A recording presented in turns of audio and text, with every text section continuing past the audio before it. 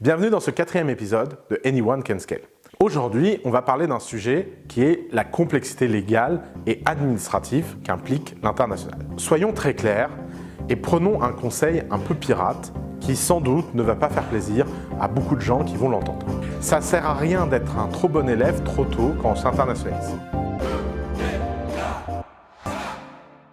Beaucoup de gens, notamment en France, ont tendance, lorsqu'ils s'internationalisent, à vouloir respecter parfaitement la législation locale alors qu'ils sont personne et qu'ils n'ont rien.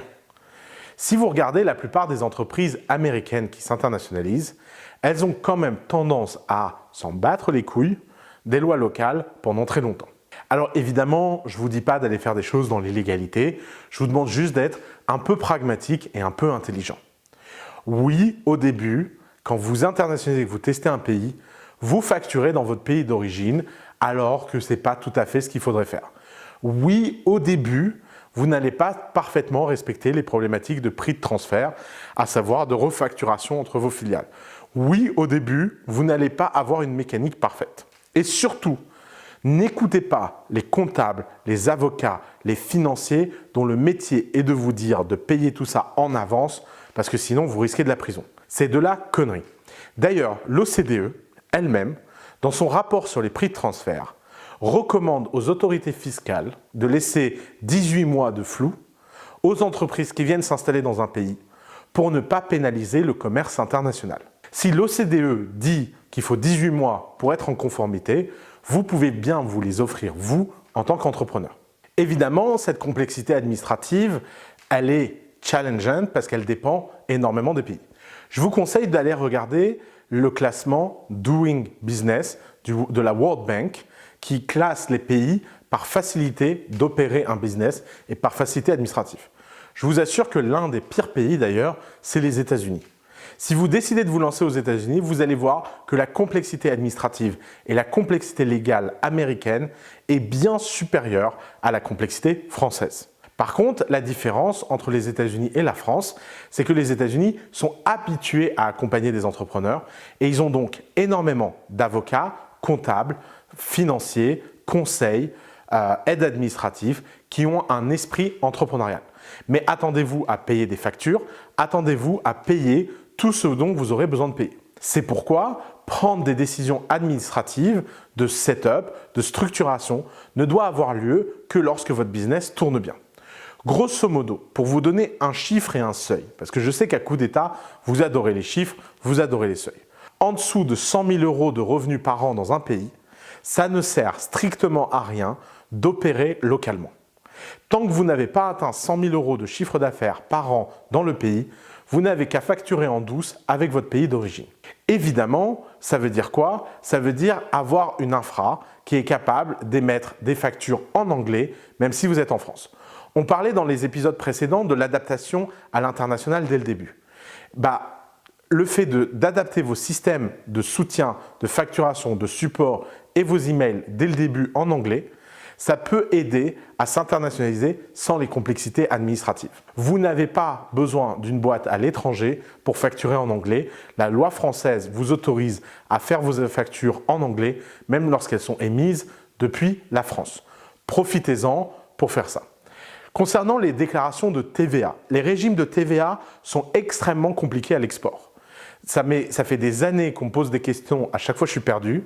Après 20 ans dans le business, tous les ans ça change, je ne comprends strictement rien à la TVA. Je vous conseille d'utiliser des outils comme octobat.com. C'est hyper important de ne pas se poser ce genre de questions. Il y a des API qui résolvent automatiquement les questions de TVA, les questions d'export et les questions de déclaration. N'allez surtout pas jouer avec la TVA. Autant l'impôt sur les sociétés, créer une structure locale, etc. Vous avez 18 mois. Autant la conformité TVA, elle doit être nickel dès le premier jour. La TVA est l'impôt le plus important de tous les pays. C'est l'impôt sur lequel vous ferez retoquer en premier et c'est un impôt sur lequel il ne faut jamais, jamais déconner. La TVA, c'est la source de vie de la plupart des pays occidentaux. Ils y tiennent énormément. Il y a énormément de conseils qui sont donnés en internationalisation à propos de l'optimisation de TVA. Mon conseil, ne jouez jamais à ça. La plupart de ces conseils sont donnés par des charlatans qui ne comprennent strictement rien. De toute façon, si vous avez une boîte qui marche, elle peut payer de la TVA et la TVA est de toute façon neutre pour vous puisque vous devez toujours raisonner dans vos revenus en acheter et non pas en TTC. Alors évidemment, il y a un autre sujet de complexité administrative qui est le fait de recruter localement. Lorsque vous recrutez localement, vous êtes obligé d'avoir une boîte parce que vous ne pouvez pas faire un contrat de travail espagnol avec une boîte française. Vous ne pouvez pas faire un contrat de travail allemand avec une boîte américaine. C'est pourquoi au début, évitez d'employer des salariés. De toute façon, au début, vous avez besoin d'esprit entrepreneurial. Donc privilégiez les entrepreneurs, les gens qui sont prêts à vous facturer et qui n'ont pas besoin d'un contrat de travail pour se sentir sécurisés.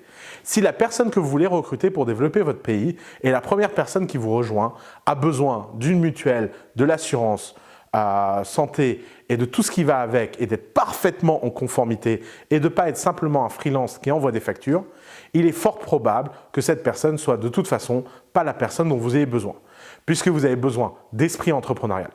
Le fait de recruter localement coûte très cher parce que la complexité des droits du travail de chaque pays est extrêmement différente. D'ailleurs, se pose la question des boîtes distribuées qui ont des freelances partout à travers le monde.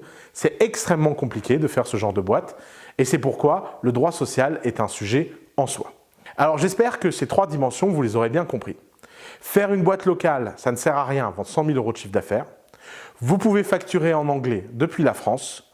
Ne déconnez pas avec la TVA et prenez un maximum de freelance aussi longtemps que vous pouvez. J'espère que cet épisode vous a plu. Le sujet suivant, c'est comment on a un go-to-market adapté au pays auquel on s'attaque et comment faire des go-to-market qui déchirent leur race. Merci beaucoup, j'espère que cet épisode de Coup d'État vous a plu. N'hésitez pas à nous raconter vos histoires d'horreur administrative et de partager un max avec nous parce que là, je parle tout seul devant la caméra, mais je suis sûr que vous avez plein de trucs intéressants à nous raconter.